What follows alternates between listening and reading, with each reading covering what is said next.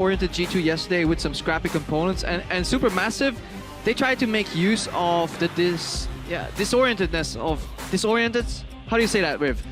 They were disoriented. There we go. That's how English works. They were disoriented G2, and they tried to make picks. That's what they wanted to do.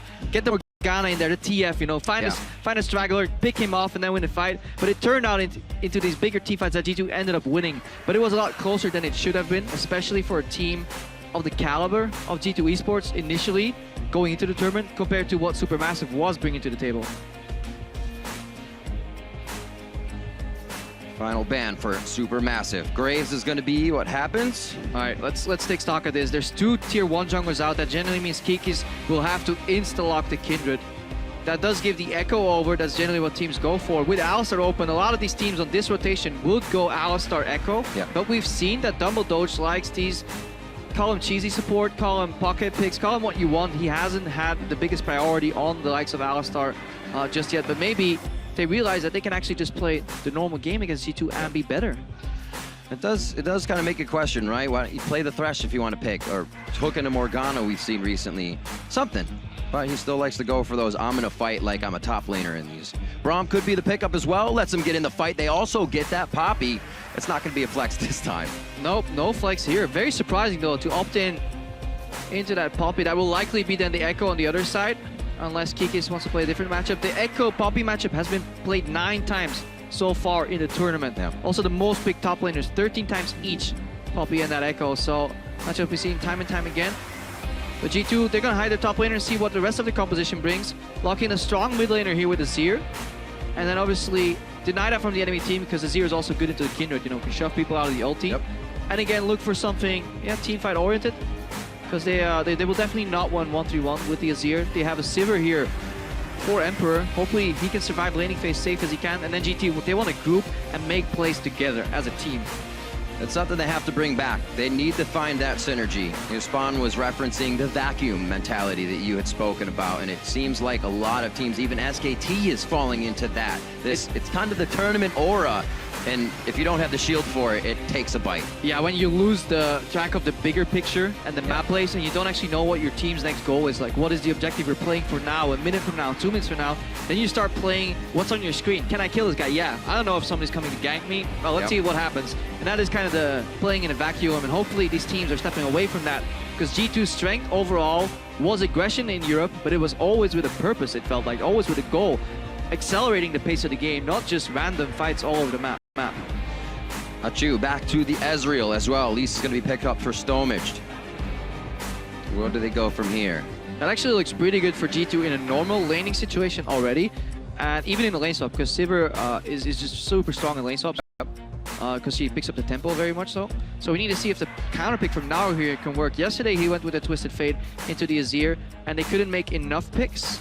But again, right now, look at how scrappy this composition is for the Turkey region here. They want to just isolate a target, find it alone. But it's going to be harder in team fights because you have Janna that can reset it. And we've seen Aframu show the power of that Janna pick.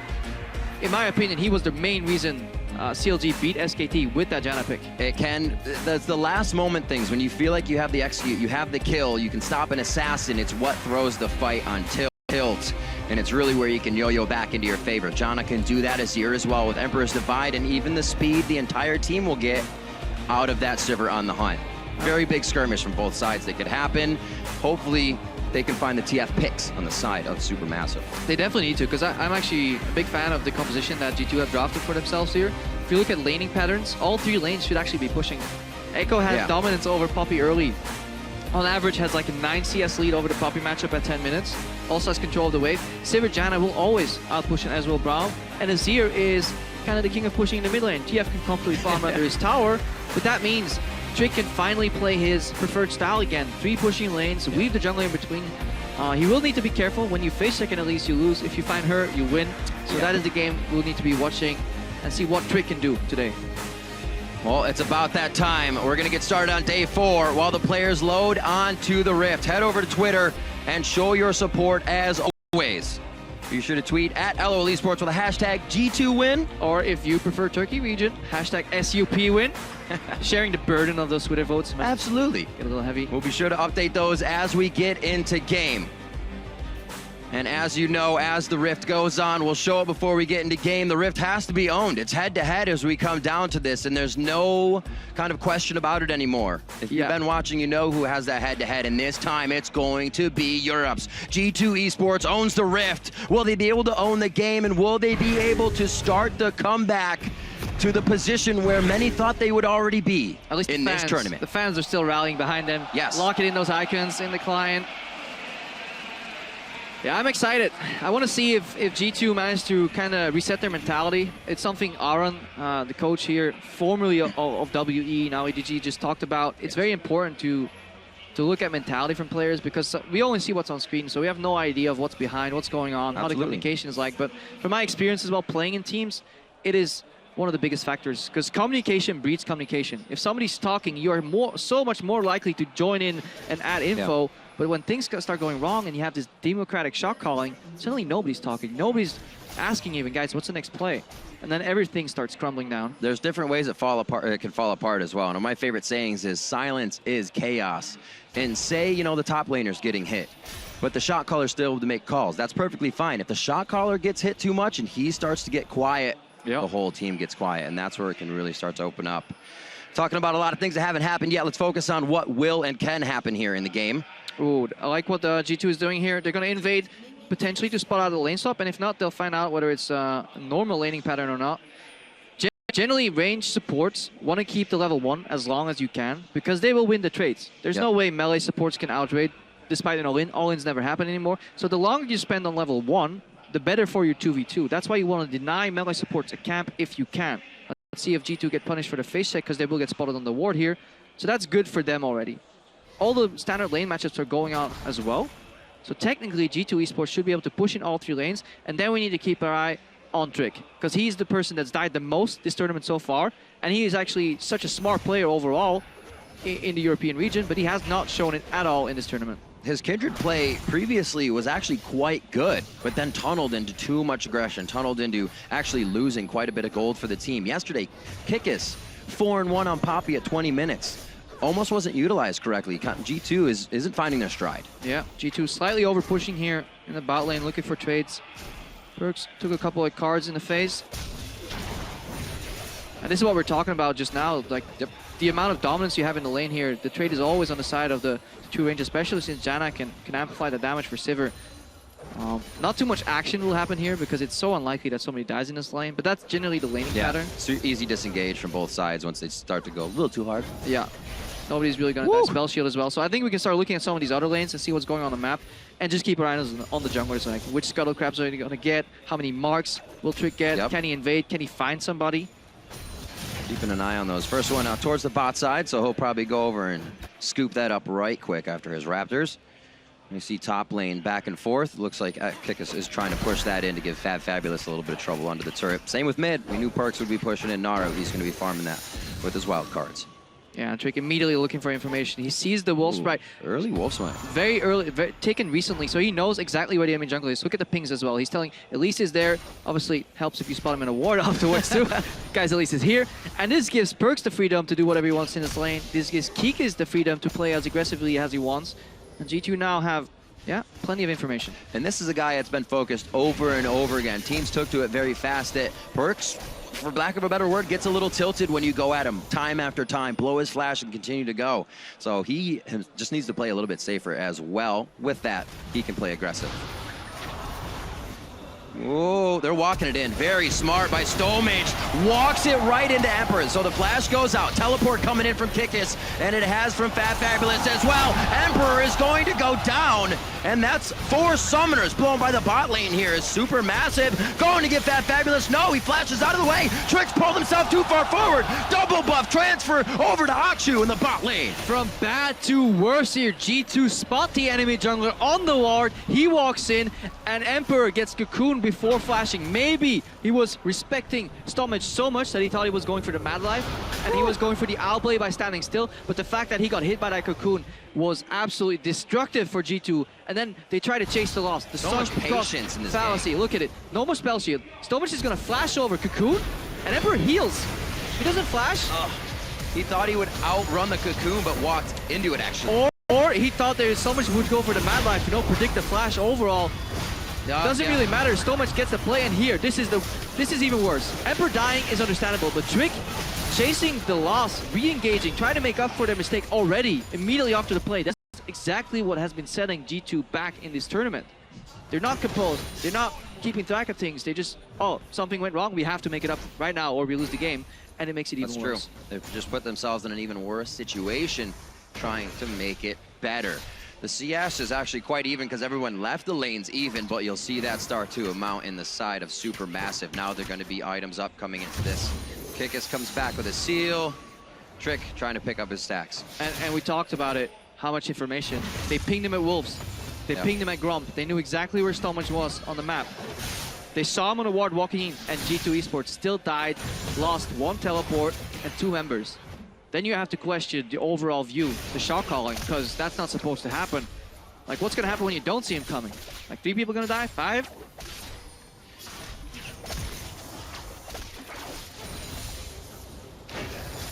Taking a breather now. Stomaged feeling very good. Stomaged, I should say, very good about his last gank. Can now go ferociously into the jungle and start to toy here with Trick. So I'll put him farther and farther behind, and that's going to hurt the rest of the team as well. Yeah, that we do have to give credit, massive credit to SuperMassive here. Coming into a tournament with regional champions. Around the road. Yeah, go ahead. Not being afraid to just make these plays, going in PerkZ. Oh, just a tad off. Naru took the steps necessary to make that happen. Now Stomaged knows he could probably go a mid lane to get something crazy coming back with an ult down. A lot of things going slightly wrong for G2. They're going to be real big quick. Yeah, and we're wondering, you know, is their mental going to be fixed? Well, it turns out if it was, it may just be broken again. Yeah. Stomaged heading to the bot lane, looking for another play here. SuperMassive, they always manage to find these plays in every one of these games. They can't always close it out, but they're willing to fight their way out. And that seems to be the deal of the tournament.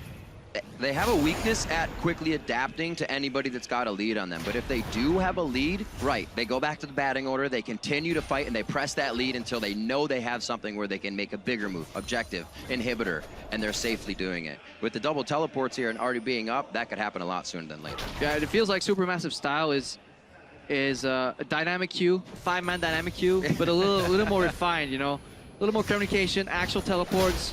A little less flame in chat. They have comms. Yeah, they have comms. That's comms. Coming up very big. They trust each other as well. There's always that, everybody going in on a bad call or hesitating on a good call. And look how this lane has shifted from a completely winning lane here. Look at that trade though, that Achuu takes in so many minions. Oh, Hybrid shielded himself. Achuu's eating them. What? What? Achuu goes down. Great throw by Emperor, and for them to actually see that was going to easily turn in their favor, an error here by the SuperMassive bot lane. He died with heal up. He's dashed in with no flash up, playing as Janna Sivir, who still has heal themselves. Hybrid even shielded himself. There was no exhaust used whatsoever. That's that one moment when you kind of just put to the wayside the 400+ games you played on against a champion or even on that server, and you say, oh, that boomerang doesn't have range, but it does. And then you don't make that mistake again. Yeah, they over-chased it. Hybrid did 400 damage in that exchange as opposed to Emperor 700, so they're actually pretty close. But the minions, they are the true MVP. There's like 150 damage from the minions. That is actually the biggest thing about bot lane trading. If you want to improve out there, just click on that minion, especially the cannon minion, read how much damage that does, and then start respecting it. They're saying, even CLG said, SuperMassive, one of the really strong bot lanes here in this tournament. Kind of showing a bit of hesitation there in their gank, and then... It's a fluke. The fluke. It's obvious. Obviously. So 6 for Emperor, level 5 still in the bot lane, but it is for Dumbledoge, so he can ult to disengage. We might see G2 start to make a few moves towards an objective. And PerkZ is looking to open up the map by dropping mid-turret. Hopefully he can keep Naru here long enough to not TP or use that gate. Yeah, that was a teleport down to the bot lane from Naru, trying to join that fight. Obviously, allowed PerkZ to make a big dent in that tower. Yep. And now with G2 kind of getting that kill in the bot lane, things have equaled out. And they've made some down payments on that turret. Eventually, they can reap the benefits. They're prepping it, looking for that return soon. Close. Almost worked out in their favor, even more than they would know. They probably did get an eyesight onto where Trick was, so they have him backing. What will Stomaged use this time to do? Yeah, he's looping around the mid lane. He's going to walk into the minion wave, though. Let's see if he hides around the corner or just... He reveals himself slightly early, so there's no cuckoo path. because he has to walk by the minions, and obviously gives a lot of time to figure out, okay, what am I doing? What is he gonna do? There was flash available for Stomaged, elected not to use it. Obviously, perks his cleanse, so it's kind of a return deal. Gotta gank him once, then come back to finish it. Yep. Well, if it was good enough one time, it should work twice, right? That's the whole deal. Summoner's back up here for the bot lane at G2. They're still able to get that kill without having to use them again. So on top of that Cole stack, a BF sword now sits. So Achuu's gonna have to be much more careful. Mana Moon in hand for him. It's really even around the lane, 73, 71. Jungler's even as well. It's the kills really that Supermassive has picked up in the bot lane. Yeah, since there was a little bit of an AD advantage on that Sivir Janna lane, they just elected to have Achuu solo farm and put Dumbledoge in a little bit of a roaming-oriented position. But what is Trick doing this deep in the enemy jungle without laning help? He's going to pull Kikis over as well. Kikis won't have time, so not enough for him to get in. But yeah, Trick going a little too hard there. No vision in their side of the jungle as well. Or I should say they didn't see anybody. So they got to figure they're either coming over or they're making a gank somewhere else. Yeah, and this is completely uncharacteristic of what Trick brings in the EU LCS. It's smart invades, supported by vision with a goal, and here is just aimlessly going in another teleport plus Destiny. What's the first target? That's a level 7 Janna. Gonna hold the ultimate just for now. Steadfast Presence is on, but there goes the Howling Gale. Monsoon is out. Now they're on to Naru. Kikis picks ones up for himself, and FabFabulous drew himself into the fight, thinking it would be a one for none. He tried to get another one, may go down himself. FabFab's out of the fight now, and it was almost PerkZ going down on the roam, and we are not done yet. Emperor goes down, and now they're on to Kikis. Once again, G2 trying to pull the cavalry in, but Supermassive already there in time. Is Trick the one that makes them go for another initiation on this fight? Naru's up in 4 with teleport still on that mid lane, so they have to be careful. This is absolutely crazy. The picks are happening, and G2 can't get their fight count there in time. Everybody is invited to the bot lane party here. It starts off with teleport Destiny, beautiful play, but then hesitation on the side of Supermassive. They wanted to bait out the spell shield, walk up to Emperor, force him to fake it out, but he holds it very well, calm and composed, and then they switch to Hybrid. Let's watch this again. So TP comes down, they want to get Emperor, but obviously he has spell shield, so Naru switches around, but Hybrid is still in a good position to get the ulti out. Kikis has a good teleport, but then he greets. If at this point G2 back off, they have a net win. But they greed for the player, and especially look what Emperor does. As Kikis is backing out, he is chasing the play. So G2 eSports is not in sync. And in the river, there's 2 people that just zone out PerkZ. PerkZ is on 10% right now. He left the fight. No communication, no overview. They were in full vision, and G2 eSports elected not to use the information that was given to them yet again. A little love in that mid lane for Naru here as the bot lane's getting taken down. Whoa, Sand Soldiers move forward. Wolf bite, not enough though. Just gonna have to get a rabies check real quick. It'll be fine. Naru flash down, still teleport to come back to lane, and that ultimate will soon be up for his Destiny. All right. So we got some turrets going down, Krepo. That gold, and now the map to be switched up. 21K to 18.8, so about 21 to 19 right now. Supermassive with a 2K gold lead. We're losing fights. Let's just play the map. Herald picked up by G2 eSports here. They're looking to start some sieges, group sieges with that Sivir. But Supermassive, again, they make it work. You know, unrelented aggression, seemingly random sometimes, although that was a very good engage, very well timed. The cadence of their aggression will be matched with the beat of Destiny's cooldown. That's what we'll need to look for. Every time that comes up, where does Naru go? Where is he on the map? Who's he looking for? It'll be very troublesome once they open up these turrets and they can start doing that from jungle side to jungle side. Teleports as well. Once Supermassive gets some forward wards in, you might see G2 getting caught off guard. Yeah, longer lanes, double teleport, and an additional global there. That's exactly what Supermassive want to make use of. Let's keep an eye on if they have any deep lane wards. There is one in the bottom that they used earlier for the fight. Both TP. Oh, there's 1 TP available on Naru. But he's obviously under pressure though. That's the counter here. G2, they want to lock at least one of those globals in under the tower. And they'll say, well, you're going to leave this lane, it's going to cost you a tower. So it better be worth it. All right, little 1v1 tussle here in the bot lane. Don't think much will come of it as the majority of members are hanging out on that mid side. Whoa, PerkZ gonna get taken down here in mid, and that's the execute from Stomaged. They're on to Emperor now. And that was the divide coming out from PerkZ. Maybe a quick hit on the cocoon, and that changed their mind, said we need to ult everything. I mean, where's the cleanse? Still gets their pick. Yeah, where's the cleanse if it was the cocoon? We'll have to see it again in the replay, but Just a cooldown, actually. It's a minor cooldown still left on that cleanse. So we found the cleanse. Oh. Now we need to see, where's the perks? Why was he overextending so he couldn't again? use cleanse. Then we'll see it. All right, good eye there, Krepo. Onto the Dragon. SuperMassive starting to pick quite a bit up here. Gaining that ground. 17 minutes of last game. G2 was up 2K. Stark difference here. Big lead coming in for SuperMassive. Playing up here. Walks up, gets gold carded, flashes out, no cleanse. That's... Oh, wow. CC chain. That is just simply disrespecting, and this is not the first time we've seen this from PerkZ in this tournament. With cleanse on such a short cooldown, disrespecting your opponent by walking up and simply flashing too late. While he's selecting the card, you still have the option to flash early and say like, you know what, I made a mistake. But good follow-up again. SuperMassive work very well as a team. Actually need to be careful here. Some poke. I gotta remember that boomerang. That hurts. He's gonna get over the wall. Dumbledoge should be all right. Very nice for Achuu to come back in that stand beside synergy. TP's coming in. Oh my gosh, this is these long lanes, the things you can't do. Try to make picks on the pick team. And they can even skirmish better at this point because they have the lead. Lamb's Respite is down, and it looks like they're gonna be able to take this as well. Complete chaos here on the Rift. PerkZ, he initially wanted to join this fight because he was so far out of the way. He was still coming back from base. He ran all the way into the enemy jungle, then figured out he was going to lose the fight, returned back to mid lane, picked up the scraps that were left there. A little bit remained on that tower HP. But again, this is G2 eSports initiating a play that they lose out on, and this is just very telling. No overview whatsoever. Actually have the lead in turrets right now, but are just losing bodies left and right every time they go for something. It's kind of been the story of these games here at MSI. Very, very even, but it's just fights back and forth. Yeah. And this is 28 deaths already this tournament for Trick. A player that was so calculated, so meticulous over in the European LCS. Just falling apart at the seams here. Another one for SuperMassive. We just saw this in that top lane engage. Monsoon goes out. Achuu's actually going to be taken down. You see him hit in the top side, but they did lose Emperor, so a bit of a retribution kill for his teammate. Now it's going to be Hybrid going down. Hybrid actually did not get that kill. Nicely going over to Kikis, but the cleanup, here it comes. Kikis low on mana.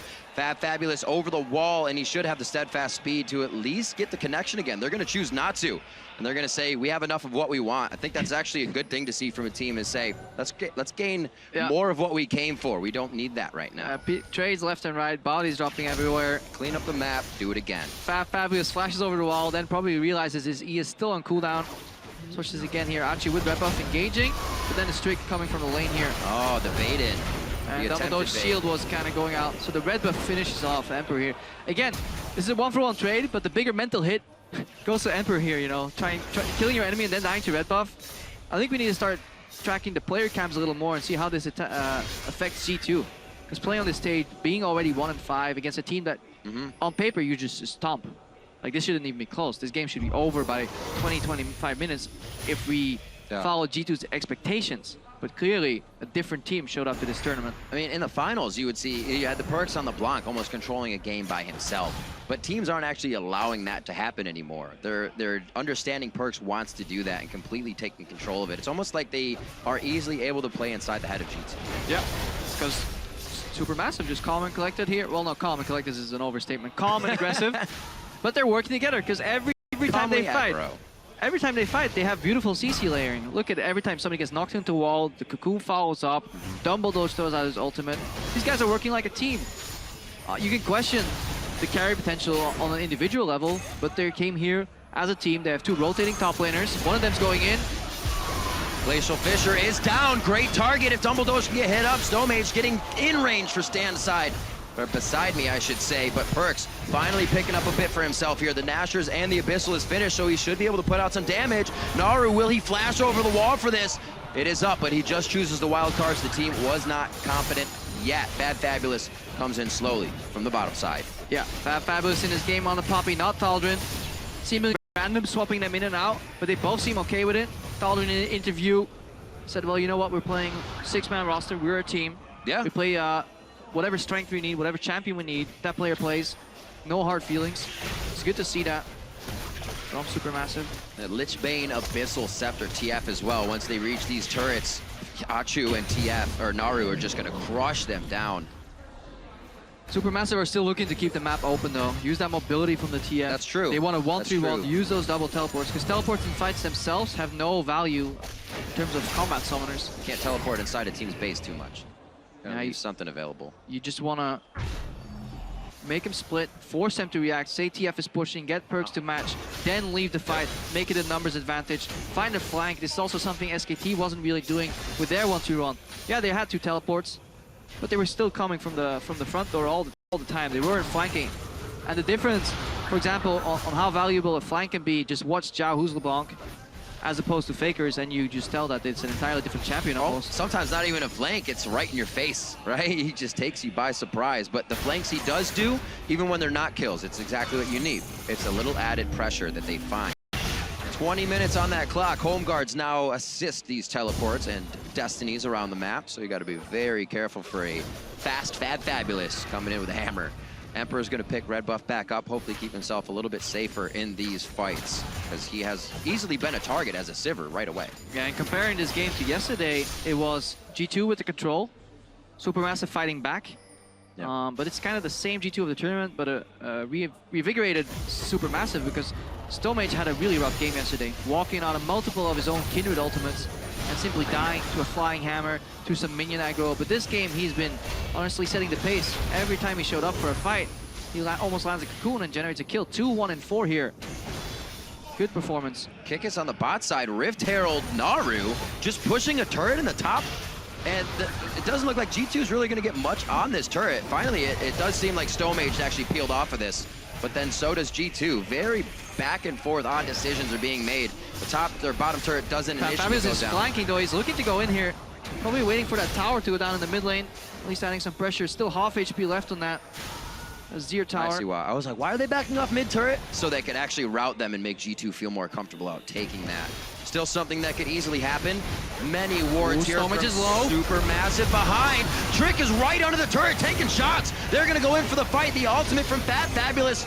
Pushed back by the Emperor's Divide. Nobody really comes up with too much here. Dumbledoge has been dropped down, and we're gonna get a hold on that.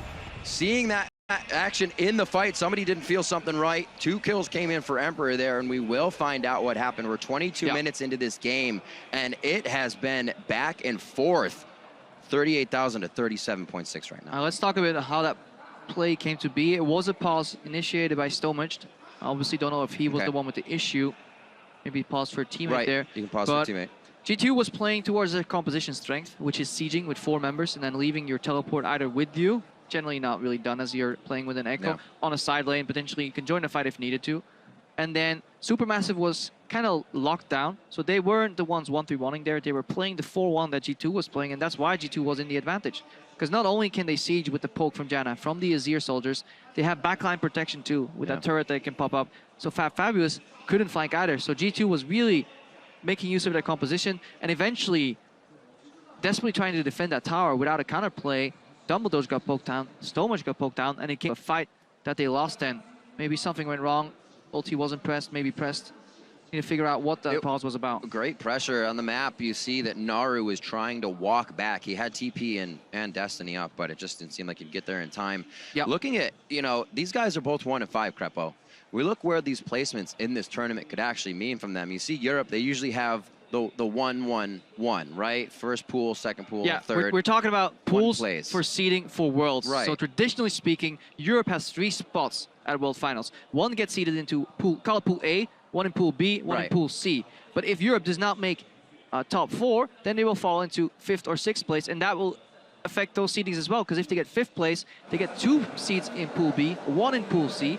If, God forbid, they fall all the way to 6th place, there will only be 1 European team in Pool B, and 2 of them will drop to Pool C. So that will be, for any of these European teams that are going to Worlds, very rough matchups, because these Pool C teams, they come out against the champions of the top 4 regions, and that's going to be rough. And it's kind of like Europe is almost here to a chance to lose that, because SuperMassive, they have nothing to lose. Nothing to lose. They have that to gain. They get that spot. They get that 5th spot, and they have now a Pool 2, Pool 3, instead of a 2 in Pool 3. Yeah. Or Pool C, if you will. Yeah, they can go up 1 pool, pretty much. Right.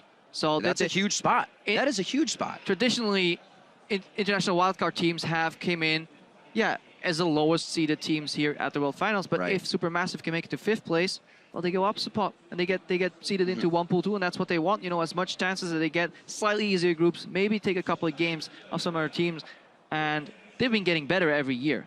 Because at the start, There's no doubt about it was that. like We've wild seen card that teams. result. It was almost a negative term, but people forget what it means for some of these regions that don't have access to Hope.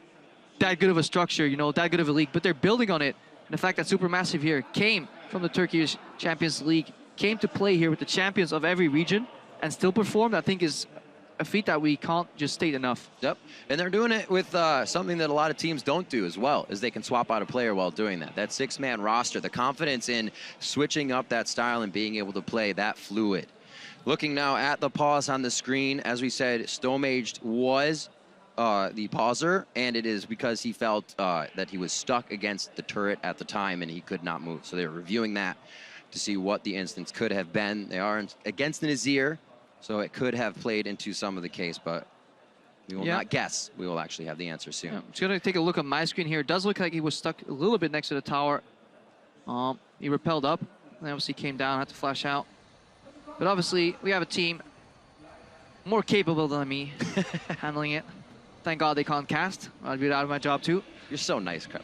Always saying pleasurable things about other people. Looking at the items on the board, still, it says close. I mean, there's the difference in the top lane. We've had FabFabulous teleporting out, making a few plays down towards the bot lane, so you'll get some CS to Kikis there. But overall, the kills on this pick composition are just flowing in for Supermassive. But Supermassive sometimes have issues attaching objectives to the kills. Very early in the game, they got a dragon, maybe a tower.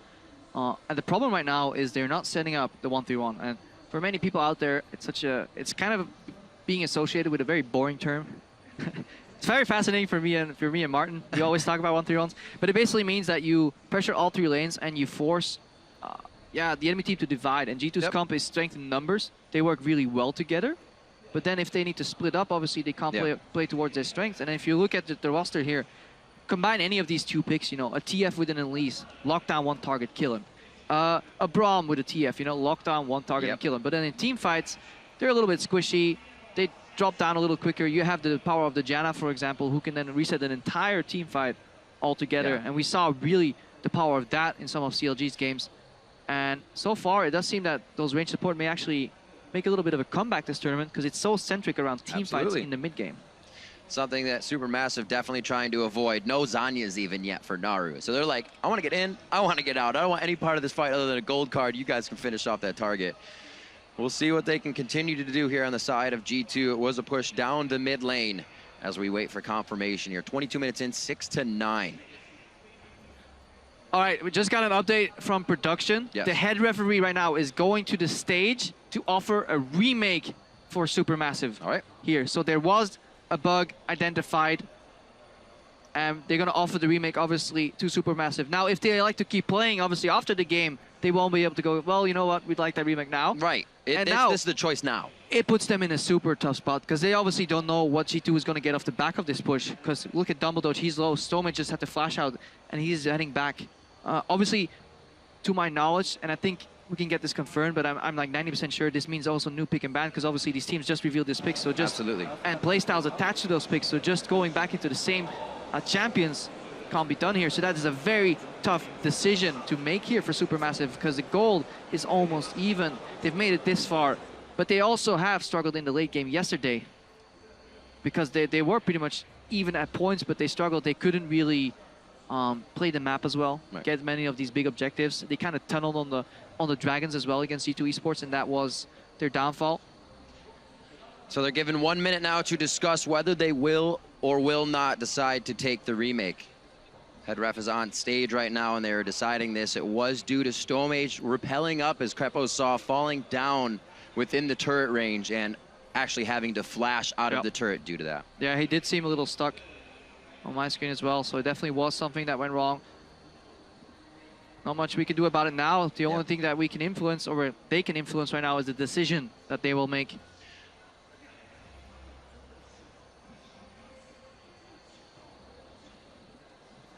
Seeing some smiles here, though.